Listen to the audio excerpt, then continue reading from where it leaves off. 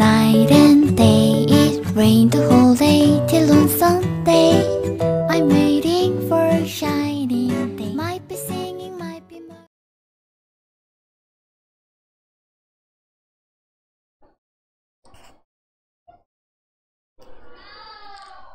Assalamualaikum warahmatullahi wabarakatuh. Halo guys, kembali lagi dengan saya Miftahul Jannah.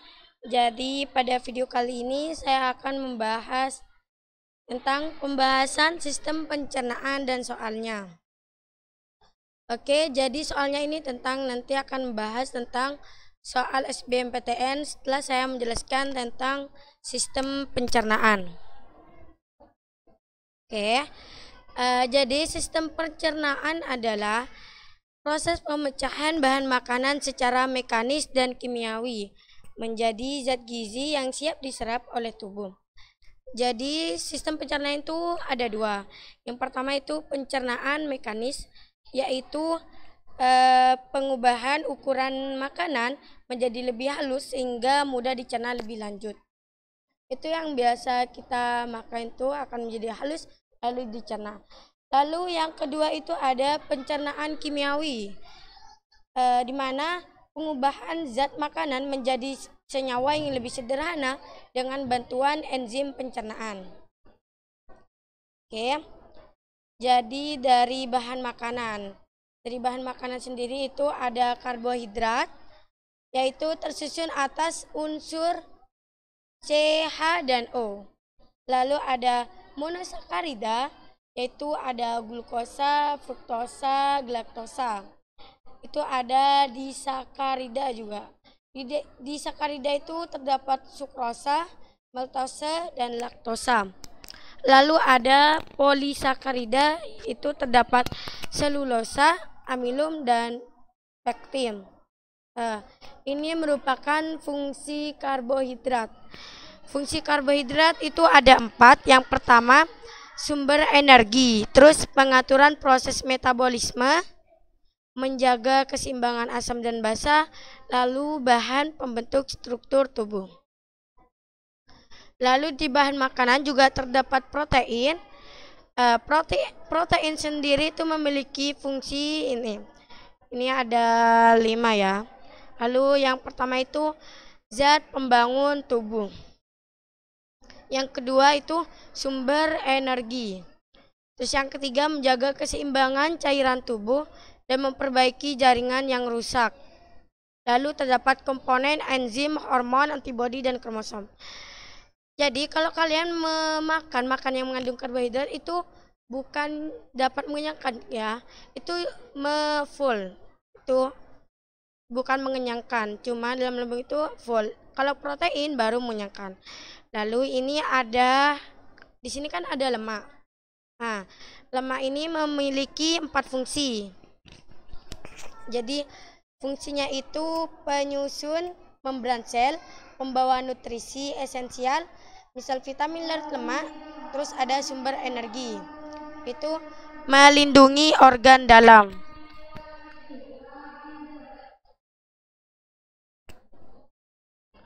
Lalu di sini part 2-nya ini ada vitamin. Jadi vitamin memiliki fungsi mengatur fungsi sel dan alat tubuh. Terus ada mineral. Mineral sendiri itu memiliki fungsi memelihara dan memperbaiki bagian tubuh. Lalu di sini ada air.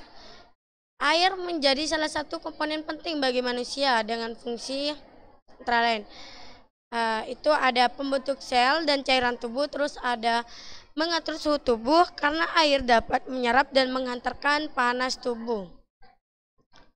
Lalu ada pelarut zat gizi, misalnya pelarut vitamin B dan C.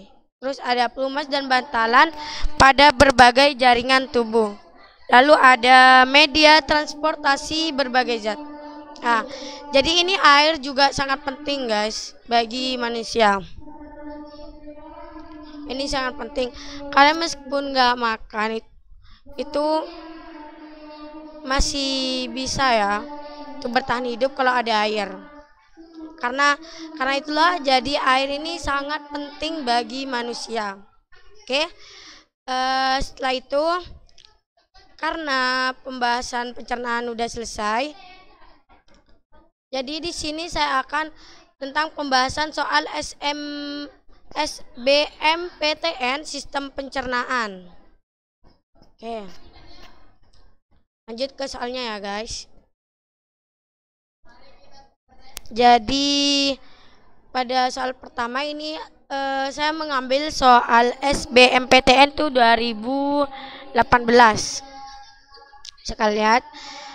Jadi soalnya ini polisakarida, lipid dan protein memiliki persamaan, yaitu ini ada 4. Yang pertama itu disintesis berbagai hasil dari pembentukan ikatan peptida antara monomer.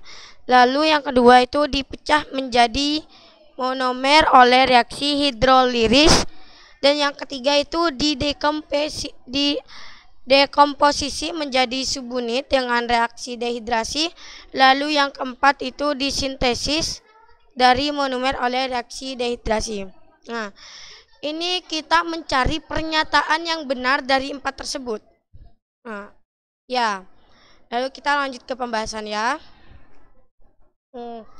Jadi pembahasan itu polisakarida, lipid dan protein memiliki persamaan apa?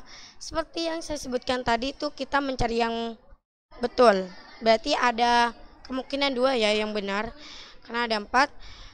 Jadi polisakarida itu karbohidrat. Ini termasuk polimer. Polimer itu bisa dipecah lebih kecil namanya monomer. Atau monomer bisa disintesis menjadi polimer. Sini contohnya polisakarida itu bisa dipecah menjadi disakarida menjadi monosakarida. Intinya itu 2 lalu dipecah lagi menjadi 1. Itu disebut dengan mono. Mono itu 1, di itu 2.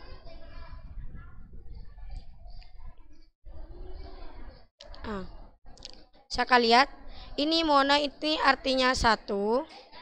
Kalau di ini 2. 2 ya guys. Kalau ini 1. Makanya ini contohnya polisakarida bisa dipecah menjadi disakarida. Di ini 2 lalu dipecah lagi menjadi mono itu 1.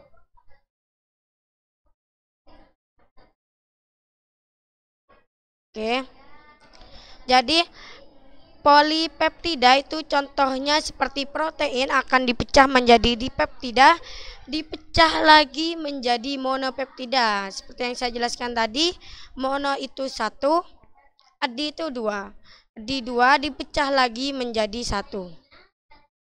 Lalu proses pemecahan ini biasanya dengan bantuan air, maka disebut proses hidrolisis. Kebalikannya monomer menjadi polimer.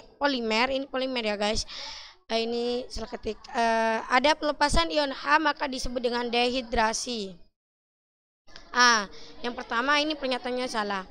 Karena disintesis sebagai hasil dari pembentukan ikatan peptida, ini hanya protein. Jadi protein saja. Jadi salah ya. Kan tadi ada 4. Ini yang pertama. Berarti yang pertama salah dan tidak termasuk list jawaban. Lalu yang kedua ini dipecah menjadi monomer oleh reaksi hidrolis, ini betul. Yang ketiga itu dekomposisi, salah ya. Ini dekomposisi salah.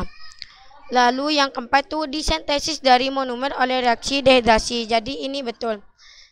Jadi jawabannya apa itu? Jadi yang benar itu 2 dan 4 ya.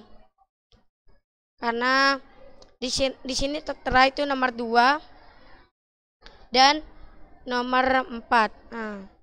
Ini nomor 2 betul. Ini betul. Ini kan salah. Nomor 1 dan nomor 2. Jadi yang benar 2 dan 4 jawabannya adalah C. Oke guys, kita lanjut ke soal kedua. Jadi ini soal SNMPTN 2014. Nah, di sini diketahui kebutuhan energi metabolisme rutin untuk seorang yang beratnya 50 kg adalah 1.500 kalori. Dan setiap 1 gram karbohidrat menghasilkan 4,1 kalori. Oke. Jadi 50 kg membutuhkan 1.500 kalori dan setiap 1 gram karbohidrat itu menghasilkan 4,1 kalori. Nah, jumlah karbohidrat, ini karbohidrat yang diperlukan oleh seorang dengan beratnya 50 kg dengan metabolisme rutin adalah, berarti ini yang ditanyakan jumlahnya. Jumlah karbohidrat.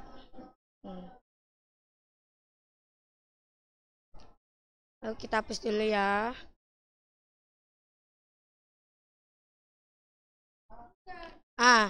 Ini kita kan ada pilihan antara A, B, C, D, E.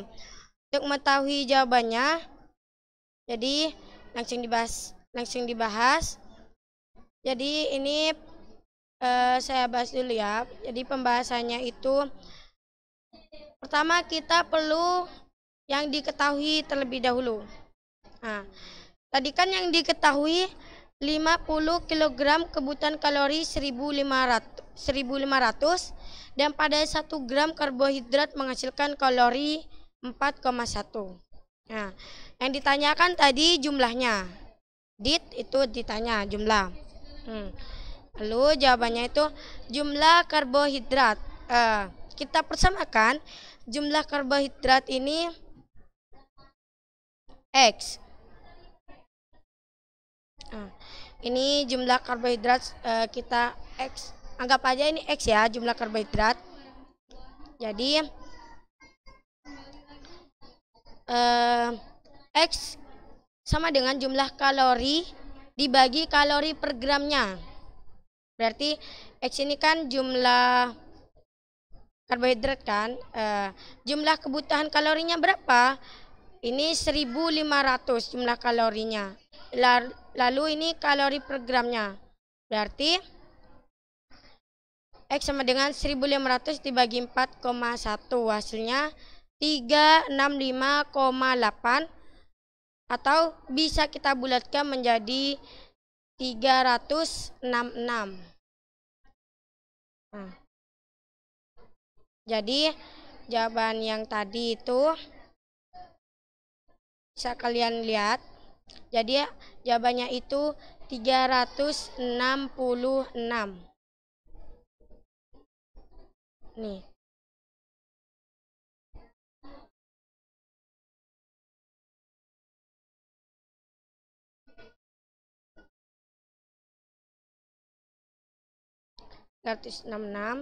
Kita lihat dulu.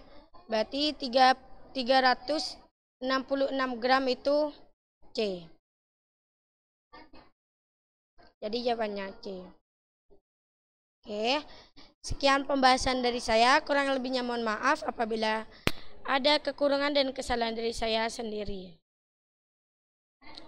Terima kasih telah menonton video kali ini. Dan sampai jumpa kembali. Jangan lupa like, komen, dan subscribe. Bye, sudah.